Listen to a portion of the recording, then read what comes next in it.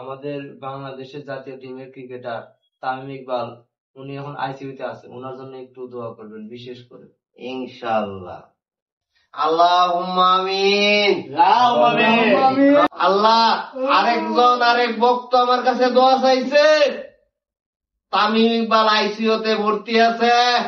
আমার বাংলাদেশের জাতীয় টিমের খেলোয়াড় তামিম ইকবালের অনেক ভক্তবিন্দু, আর আমি বালিশ বাবা বলতেছি, আমি তার জন্য খাস করে দোয়া করতেছি। তারে আল্লাহ টিমে ফিরে আনো, সুস্থতা দান করুক। সবাই আমরা দোয়া করি জাতীয় টিমে আবার যেন পরিপূর্ণ ভাবে খেলতে পারে, এই তৌফিক দান করছি। আল্লাহ যেন তৌফিক দান করে। আল্লাহ তামিম ইকবালের বরকত দান করো। আল্লাহ, আমার বক্তবৃন্দরা যারা হাত তুলছে, তারা হাতের উসিলা করে আল্লাহ তুমি সবাইকে মাফ করে দিও।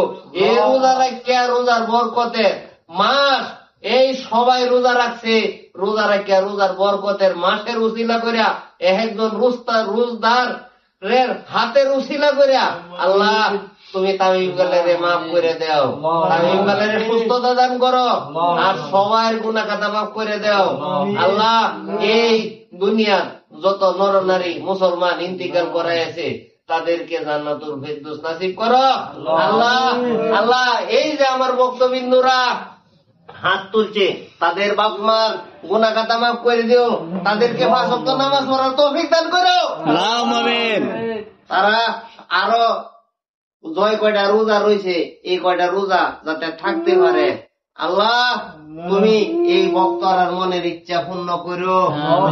আর এই ভক্ত তামিম ইকবালের জন্য কান্না করতেছে গো আল্লাহ, তামিম ইকবালের জন্য কাঁদতেছে গো।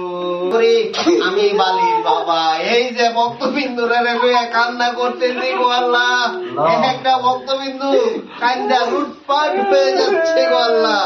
আল্লাহ, এই ভক্তবিন্দুরা হাতের উসিলা করিয়া সবাই তুমি ক্ষমা করিয়া মুহাম্মদ রাসূলুল্লাহ।